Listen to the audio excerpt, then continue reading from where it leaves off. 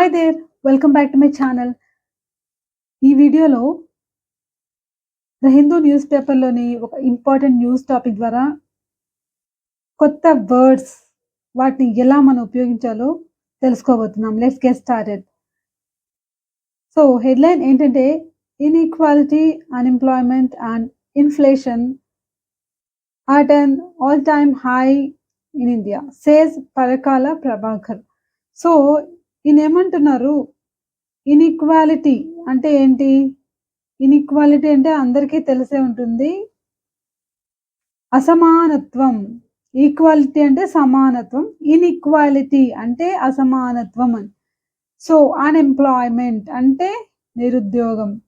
And inflation ఇది మనకు చాలా మందికి కొత్త వర్డ్ అనిపించొచ్చు. ఇన్‌ఫ్లేషన్ అంటే ఏంటంటే ద్రవ్యోల్బణం అంటారు. మరి ద్రవ్యోల్బణం అంటే ఏంటి? ద్రవ్యోల్బణం అనేది ఒక ఎకనామికల్ టర్మ్ అన్నమాట. కానీ దీని మీనింగ్ ఏంటంటే పెరుగుదల అన్నమాట. ధరల పెరుగుదల అంటారు గదా!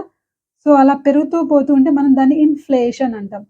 సో, ఇవన్నీ at an all time high in India. ఎప్పటికన్నా కూడా చాలా హైలో ఉన్నాయి. ఆల్ టైమ్ హై అంటే ఎప్పటికన్నా ప్రస్తుతం చాలా ఎక్కువగా ఉన్నాయి అని ఎవరంటున్నారంటే సేస్ పరకాల ప్రభాకర్. పరకాల ప్రభాకర్ గారు అంటున్నారన్నమాట.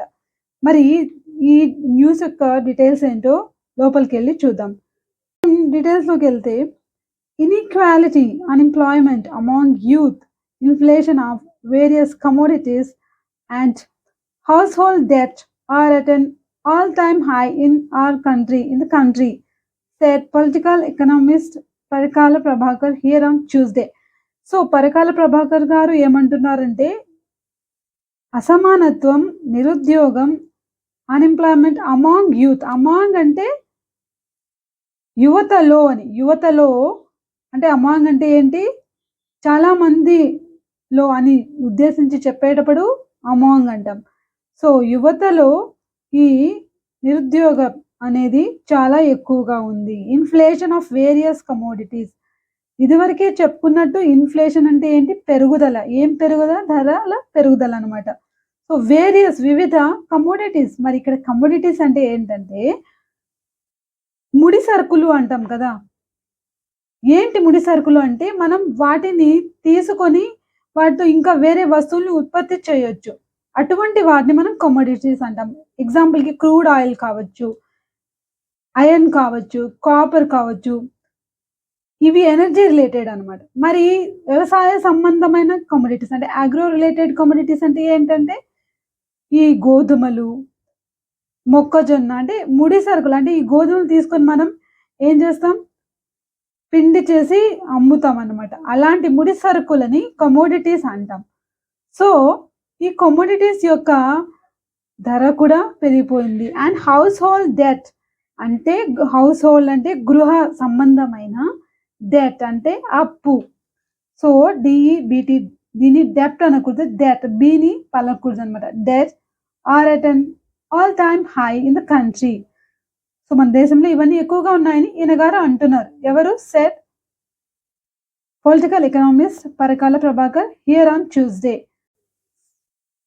Speaking at a national colloquium on the present political situation titled The Values at Stake are organized by Chennai Thinkers Forum, Mr. Prabhakar, who is also the author of the book The Crooked Timber of New India, said there is a serious unemployment problem in India, particularly among youngsters in the age group between 20 and 25. So, speaking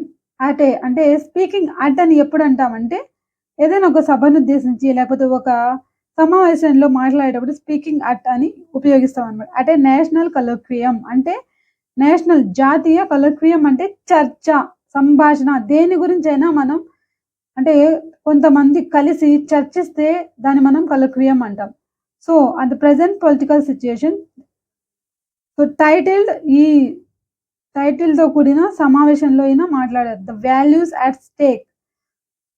so, the values at stake అంటే ఏంటి? Values అంటే విలువలు. Stake అంటే ఏంటంటే జనరల్‌గా ఆర్థిక పరమైన ఒక వ్యాపారంలో పార్ట్నర్స్ అంటే భాగస్వామ్యం లేకపోతే వాటా అంటారు కదా! ఒక బిజినెస్‌లో వాటా కొంతవరకు ఆర్థిక సంబంధమైన వాటాని మనం ఏమంటాం? స్టేక్. ఈయన గారు రాసిన బుక్ ఏంటి? 'The crooked timber of new India's'. So, ఈ పరకాల ప్రభాకర్ గారి బుక్ 'ద క్రూక్డ్' అంటే ఏంటి? వంకర. సో, క్రూక్డ్ టీత్ అంటే వంకర పళ్ళు అని. సో, సో, క్రూక్ అంటే వంకర అని. 'The crooked timber of new India'.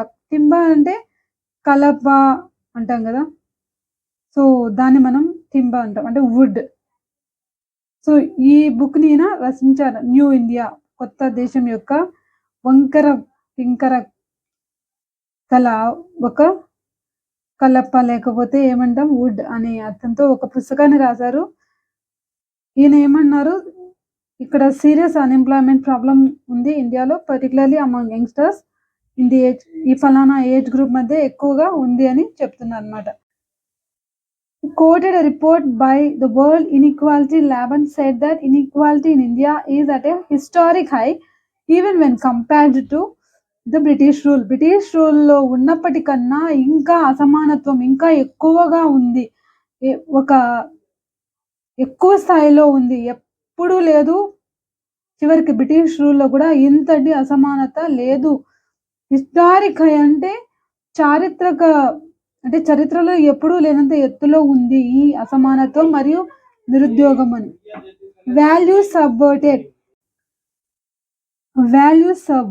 సబ్వర్టెడ్ means అణచివేయబడుతున్నాయి అని. విలువలు అణచివేయబడుతున్నాయి అని. Speaking at the event, N Ram, director the Hindu group publishing private limited, said the integral values of the Indian constitution such as diversity, pluralism, secularism, equality before law, freedom of speech and expression, liberty, equality and fraternity have been subverted in the BJP's Hindutva autocratic regime. So వీళ్ళు ఏమంటున్నారంటే values అనేవి అణచివేయబడుతున్నాయి. Speaking at the ఈవెంట్‌లో మాట్లాడుతూ వీళ్ళు the Hindu group publishing private limited యొక్క director గారు గాని వీళ్ళందరూ ఏమంటున్నారంటే ఇంటెగ్రల్ వాల్యూస్ అంటే సమగ్రతకు సంబంధించిన విలువలు. అంటే రాజ్యాంగ విలువలు ఏవైతే ఉన్నాయో such as diversity, so pluralism, secularism అంటే ఏంటి? లౌకిక అంటే ఏంటి? అన్ని మతాలను సమానంగా చూడడం అని. ఈక్వాలిటీ బిఫోర్ లా చట్టం ముందు సమానత్వం, ఫ్రీడమ్ ఆఫ్ స్పీచ్ మాట్లాడడానికి కావాల్సిన స్వేచ్ఛ అండ్ ఎక్స్‌ప్రెషన్ వ్యక్తీకరణ, భావ వ్యక్తీకరణ, లిబర్టీ అన్న కూడా స్వేచ్ఛ, ఈక్వాలిటీ అండ్ ఫ్రెటర్నిటీ అంటే మీనింగ్ ఏంటి? సోదర భావం. అంటే మానవుని సోదరులా భావించడం. Have been subverted. ఇవి అణచివేయబడుతున్నాయి. హావ్ బీన్ అంటే ఇప్పుడు సిట్యుయేషన్ ఇలా ఉంది. Have been subverted in the BJP's Hindutva autocratic regime. Autocratic అంటే ఏంటంటే నియంతృత్వ ధోరణి. అంటే వేరే వాళ్ళ అభిప్రాయాలను తీసుకోకుండా ఒక లీడరు తనే నడిపించడం ఏదైనా. ఇతరుల అభిప్రాయాలకి గ్రూప్‌లో ఉన్న మెంబర్స్ యొక్క అభిప్రాయాలకు విలువనివ్వకుండా అతన్ని నడిపించడం మంచైనా, చెడైనా. అటువంటి ఆటోక్రాటిక్ దీంట్లో మనం సో ఆటోక్రాటిక్ రెజిమ్ అంటే ఏంటంటే పాలన లేకపోతే ప్రభుత్వం అని. సో నియంతృత్వ పాలనలో ఇలా ఉంది అని చెప్తున్నారనమాట. ఈ వీడియో మీకు హెల్ప్‌ఫుల్ అనిపిస్తే లైక్ చేయండి, షేర్ చేయండి, సబ్స్క్రైబ్ చేయండి. Thanks for watching.